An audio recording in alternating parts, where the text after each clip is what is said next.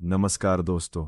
अगर आपको सच्ची रहस्यमयी और रोंगटे खड़े कर देने वाली डरावनी कहानियां सुनना पसंद है तो अभी हमारे चैनल को सब्सक्राइब कर लीजिए और वीडियो को लाइक ज़रूर करें।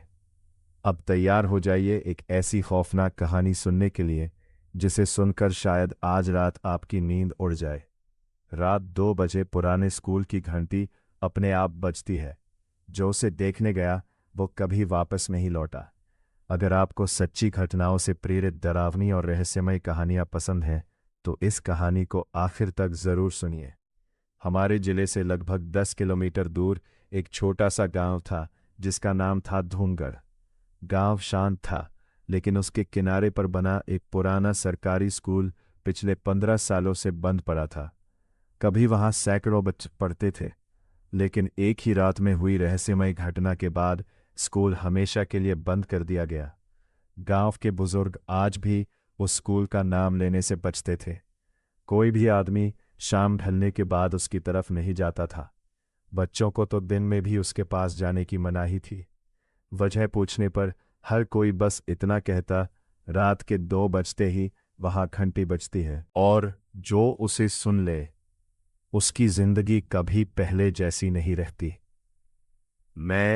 मेरा नाम अर्जुन, पेशे से वीडियो डॉक्यूमेंट्री बनाने का काम करता था। मुझे ऐसी रहस्यमयी जगहों की सच्चाई जानने का शौक था। इंटरनेट पर धूमगढ़ के उस स्कूल के बारे में कई अफवाहें पढ़ने के बाद मैंने तय किया कि इस बार वहीं जाऊंगा।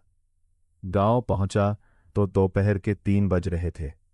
कैमरा, ट्राइपॉड और टॉर्च लेकर मैं सबसे पहले चाय की दुकान पर रुका। वहां बैठे लोगों ने जैसे ही सुना कि मैं पुराने स्कूल की रिकॉर्डिंग करने आया हूं, उनकी मुस्कान गायब हो गई। दुकानदार ने धीरे से पूछा, बेटा, क्या सच में रात तक रुकोगे? मैंने हंसते हुए कहा, हाँ, तभी तो पता चलेगा कि सच क्या है। उसने बिना कुछ बोले मेरे सामने चाय रखी और फिर फुसफुसाकर बोला, अगर रात के 2 बजे घंटी सुनाई दे तो पीछे मुड़कर मत देखना, चाहे कोई तुम्हारा नाम लेकर कितनी भी आवाज लगाए।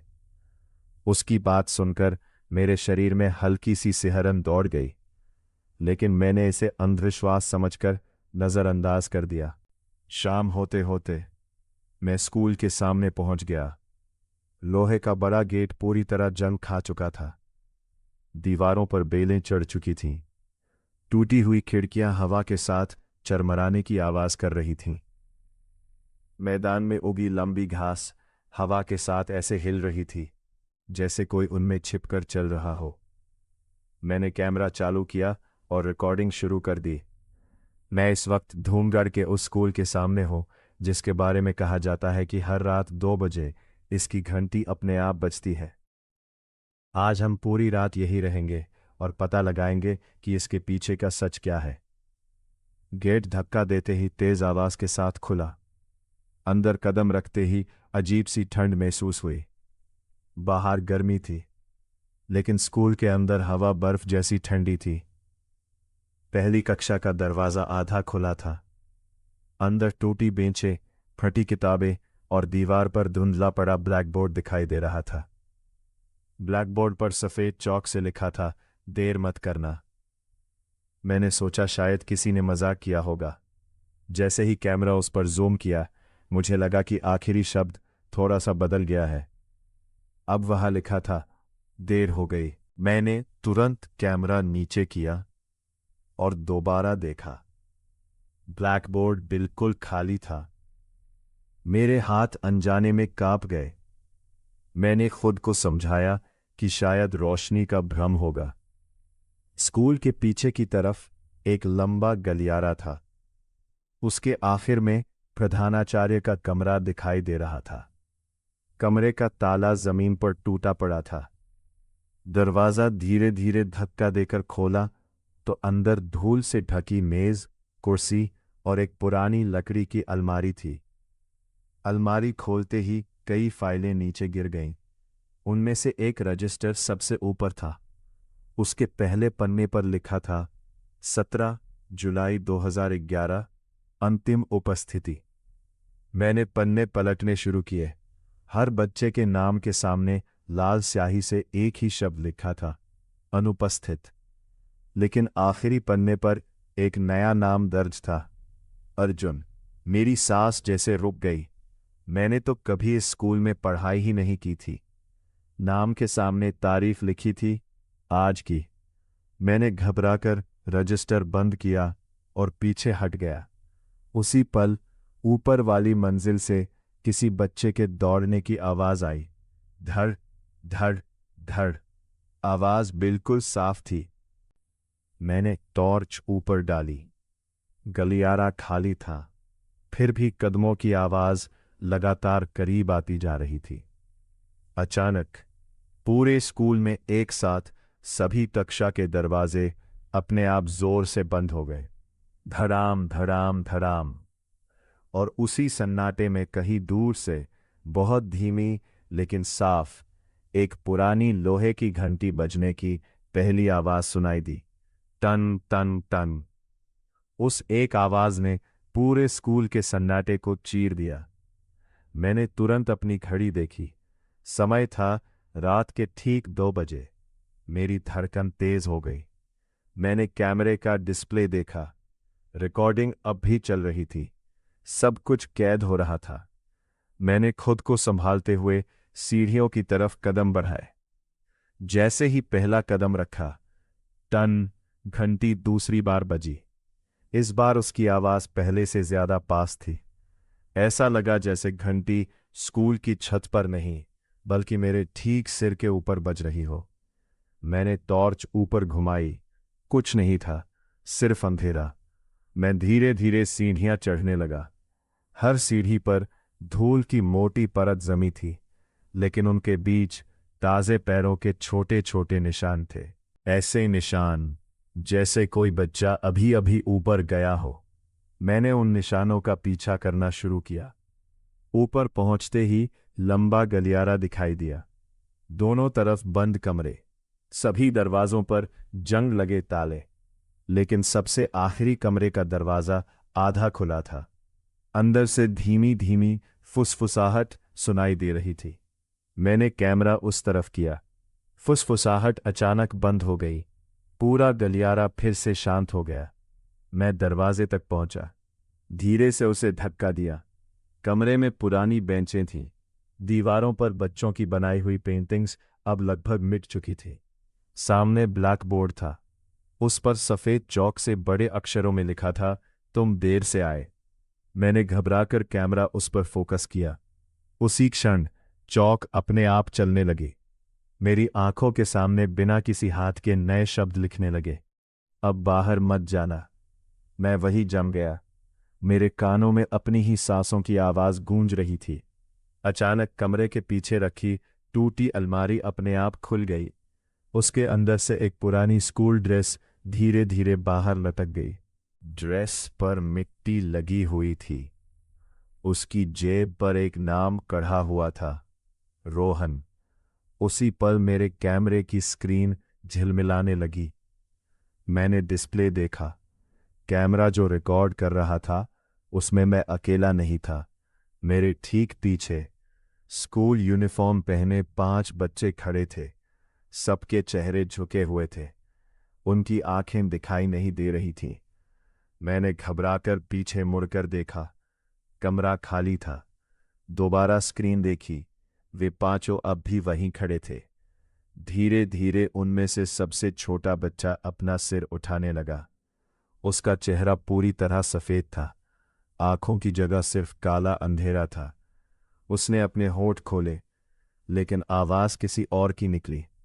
एक बूढ़े आदमी की भारी आवाज, घंटी तीसरी बार बजने से पहले निकल जाओ।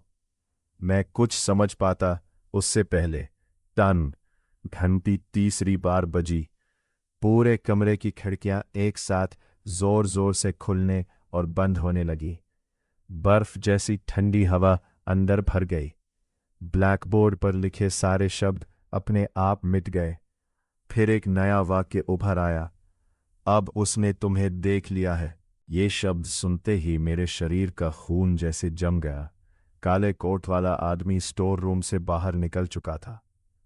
बाहर फिर वही अजीब सन्नाटा छा गया। मैंने हिम्मत करके अलमारी के पीछे से झांका। गलियारा खाली था, लेकिन फर्श पर ताज़ी गीली मिट्टी के निशान दूर तक बने हुए थे। मैं धीरे धीरे बाहर निकला। अचानक मेरी टॉर्च अपने आप जलने बुझने लगी। रोशनी कुछ पल के लिए सामने वाली दीवार पर पड़ी। वहां किसी ने लाल रंग से एक तीर बनाया हुआ था। तीर स्कूल के सबसे पुराने हिस्से की तरफ इशारा कर रहा था। मैंने सोचा शायद ये बाहर निकलने का रास्ता हो। जैसे जैसे मैं उस दिशा में बढ़ता गया, स्कूल पहले से भी ज्यादा सुनसान होता गया। दीवारों का प्लास्टर झड़ चुका था, छत से पानी टपक रहा था, हवा में सीलन और किसी जली हुई चीज की गंध खुली हुई थी। गलियारे के आखिर में एक छोटा सा लकड़ी का दरवाजा दिखाई दिया। उस पर मोटी धूल जमी थी। ऊपर लोहे की प्लेट लगी थी जिस पर मुश्किल से पढ़ा जा सकता था, अभिलेख कक्ष। मैंने धीरे से दरवाजा खोला। अंदर कदम रखते ही धूल का बादल उड़ गया। कमरे के बीचों बीच वही काले कोट वाला आदमी खड़ा था। इस बार उसका चेहरा साफ दिखाई दे रहा था। उसकी त्वचा राख जैसी सफेद थी। आंखों की जगह दो गहरे काले गड्ढे थे। उसके होंठ नहीं थे, सिर्फ नुकीले दांत दिखाई दे रहे थे। वह बिना पलक झपकाए पूरे कमरे को देख रहा था। फिर उसने हवा में सूंघने जैसा किया, जैसे उसे पता हो कि मैं यहीं कहीं छिपा हूं। उसने बहुत धीरे से अपना सिर मेरी तरफ घुमाया। मेरे पूरे शरीर से पसीना बहने लगा। वह एक एक कदम बढ़ाते हुए अलमारी के पास आने लगा। एक कदम, फिर दूसरा। अब वह सिर्फ 2 कदम दूर था। तभी उसकी जेब में रखा एक पुराना पीतल का घंटा अपने आप बज उठा। टन। उसने तुरंत पीछे मुड़कर दरवाजे की तरफ देखा। बाहर से सैकड़ों बच्चों ने एक साथ एक ही वाक्य दोहराया, सर, प्रार्थना शुरू हो गई है। काले कोट वाले ने बिना कुछ बोले दरवाजे की ओर कदम बढ़ाए। बाहर निकलते समय वह एक पल के लिए रुका और बिना मेरी तरफ देखे धीमी आवाज में बोला, जो छिप गया है वह सुबह होने से पहले कभी नहीं बचता। ऐसा लग रहा था जैसे पूरी इमारत उनके कदमों से कांप रही हो। मैं सीढ़ियां उतरने ही वाला था कि नीचे से भी बच्चों के चढ़ने की आवाज आने लगी। मैं बीच सीढ़ियों पर रुक गया। ऊपर से भी कदमों की आवाज, नीचे से भी। मैं बीच में फंस चुका था। घबराकर मैं दूसरी मंजिल के पीछे बने पुराने स्टोर रूम की तरफ भागा। दरवाजा आधा टूटा हुआ था। मैं अंदर घुसा और धीरे से उसे बंद कर लिया। कमरे में घना अंधेरा था। सिर्फ मेरी टॉर्च की हल्की रोशनी धूल से भरे बक्सों और टूटी कुर्सियों पर पड़ रही थी। मैंने सांस रोक ली। बाहर गलियारे में दौड़ते कदमों की आवाज धीरे धीरे पास आने लगी। फिर सब कुछ अचानक शांत हो गया। इतनी गहरी खामोशी थी कि मुझे अपनी धड़कन साफ सुनाई दे रही थी। उसी समय दरवाजे के नीचे बनी पतली दरार से किसी की परछाई गुजरी, फिर दूसरी, फिर तीसरी। ऐसा लग रहा था जैसे दर्जनों लोग दरवाजे के बाहर खड़े हों। मैंने टॉर्च बंद कर दी। पूरा कमरा अंधेरे में डूब गया। कुछ सेकंड बाद दरवाजे पर किसी ने बहुत धीरे से 3 बार दस्तक दी। ठक ठक ठक। मैंने कोई जवाब नहीं दिया। फिर बाहर से एक मासूम बच्चे की आवाज आई, भैया दरवाजा खोलो, मैं रास्ता भूल गया हूं। उस आवाज में इतना दर्द था कि एक पल के लिए मेरा हाथ कुंडी की तरफ बढ़ गया। लेकिन तभी मुझे चाय वाले की बात याद आई। रात के 2 बजे कोई भी तुम्हें आवाज दे, जवाब मत देना। मैंने हाथ पीछे खींच लिया। कुछ पल तक सन्नाटा रहा। फिर वही मासूम आवाज अचानक बदल गई। अब वो भारी, खुरदुरी और गुस्से से भरी थी। दरवाजा खोल। इतना कहते ही पूरे दरवाजे पर किसी ने जोरदार चोट मारी। धड़ाम। लकड़ी हिल गई। दूसरी चोट, तीसरी, चौथी। ऐसा लग रहा था कि दरवाजा किसी भी पल टूट जाएगा। मैंने घबराकर कमरे में नजर दौड़ाई। कोने में एक पुरानी लोहे की अलमारी रखी थी। उसका एक पल्ला खुला हुआ था। मैं जल्दी से उसके पीछे छिप गया। उसी पल स्टोर रूम का दरवाजा अपने आप खुल गया। धीरे धीरे किसी के अंदर आने की आवाज सुनाई दी, लेकिन कदमों की आवाज सिर्फ एक थी, जबकि बाहर तो दर्जनों परछाइयां थीं। मेरी सांसें तेज हो गईं। अचानक पूरे कमरे में बच्चों की धीमी फुसफुसाहट गूंजने लगी। आ गया, अगला आ गया। मैं पूरी ताकत से दरवाजे की ओर भागा। भागते भागते मैं डर के मारे बेहोश हो गया था। जब होश आया तब सुबह हो चुकी थी। स्कूल फिर से बिल्कुल खाली था। गांव वाले मुझे वहां से उठाकर बाहर ले आए। मैंने उन्हें पूरी बात बताई, लेकिन जब हम सब उस रिकॉर्ड रूम में वापस पहुंचे, वहां ना कोई लाल कपड़े वाली डायरी थी, ना कोई पुराना रजिस्टर, जैसे वहां कभी कुछ था ही नहीं। आज उस घटना को कई साल बीत चुके हैं। मैंने फिर कभी उस स्कूल की तरफ जाने की हिम्मत नहीं थी, लेकिन हर साल उसी तारीख की रात ठीक 2 बजे मेरे फोन पर एक अनजान नंबर से सिर्फ एक आवाज सुनाई देती है, टन टन टन, और कॉल अपने आप कट जाती है। कहते हैं उस बंद पड़े स्कूल की घंटी आज भी सिर्फ उन्हीं लोगों को सुनाई देती है जिनका नाम उस रहस्यमय रजिस्टर में एक बार लिख दिया जाता है। अगर आपको यह डरावनी कहानी पसंद आई हो तो वीडियो को लाइक करें, अपने दोस्तों के साथ शेयर करें, और ऐसी ही नई रहस्यमयी व डरावनी कहानियों के लिए हमारे चैनल को सब्सक्राइब करना बिल्कुल न भूलें। अब हम मिलेंगे अगली वीडियो में एक और नई रहस्यमयी और खौफनाक कहानी के साथ। तब तक अपना और अपने परिवार का ख्याल रखिए, और याद रखिए, हर आवाज़ पर भरोसा मत कीजिए।